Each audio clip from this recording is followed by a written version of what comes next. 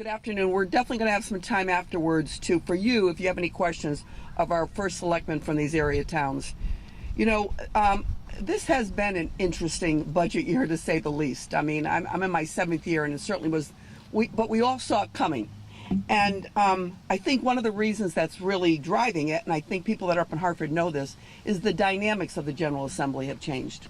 No longer does one party have such a majority they can pass just about anything. No longer are our legislators not going to listen, most of us listen to our chief executives of our towns telling us they need help. We've been saying this for years and it's been ignored. This year, the Senate Democrats never put a budget out, ever. I'm on appropriations, and we went through the whole budget process, and that last meeting in April, when we normally would be expected to put a budget out, the Democrats couldn't deliver the votes to pass that budget. It was a budget that I helped work on, but at some point, when you saw the $400 million that the governor was going to pass on to our municipalities and teachers' pensions, when there was no effort to find a way to fund that their budget ignored that $400 million. It was $400 million out of balance. They never addressed it. They were going to do it further down the road. I knew I couldn't support that. I knew my constituents and certainly my first selectmen never expected me to support it. The House Democrats came out in June with a budget the last minute, but they didn't even have votes to carry it. It was within, I think we got it in a day and was expected to vote on it. It was $40 billion. And they didn't have the votes to cover it. So we never voted for a budget this year. We were told we would come back the middle of July or June or July and vote on a budget. Instead, we were brought back, the big rush, brought back to vote for a concession plan that just kicked the can down the road further, made no changes structurally to our union contracts. We had 34 or 35 contracts that were open.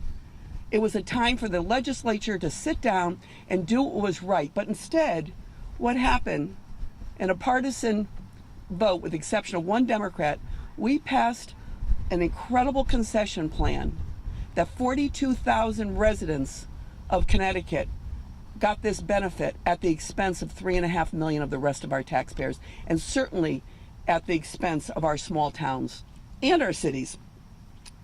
The bipartisan budget that passed, both houses, hardly was perfect. It was a version that had 9 different versions as we went through, 9 different versions. And people talk about compromise. I will tell you what was in here with compromise. This budget that passed in a bipartisan manner with 9 Democrats voting with us, this budget accepted the concession plan. It was very hard for us, but we knew it had been voted on. The governor quickly signed it. They had to get this deal done for these 42,000 union members. We included that in our budget. This budget also included a hospital tax. We certainly weren't on board with that originally, but the Democrats negotiated with the union, with the hospitals, and again, we went along with that. We compromised again. What we didn't compromise on was the lack of real structural changes. Changes that the gentleman and Laura behind me have been asking for. Reform to binding arbitration. Reform to prevailing wage.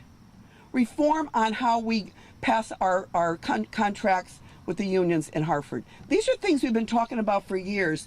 Our budget included that. And our budget also did not include a tax increase. Those were the 2 points where we didn't want to compromise. We certainly found ways to cover that teacher's pension, so we didn't pass it on to our unions. We were lucky enough to get historically to get the budget out, our budget, the bipartisan budget, out of both chambers. And as you know, it was vetoed. So yesterday, one of the things the budget would have done was it would have given money to the towns and things you heard about right away. We are now in October. These folks voted on their budgets in May. They started them July 1. Their taxpayers voted on a budget, and now we're pulling the rug out from underneath them. This bipartisan budget would have said for the next 2 years, we're going to hold you harmless, but moving forward, we need to take a really good look at education funding, and maybe we can't afford to continue to pay for education for some of our communities. Maybe we have to step up But along with that would have been mandate relief that I think a lot of small towns would have welcomed. So yesterday we were called in.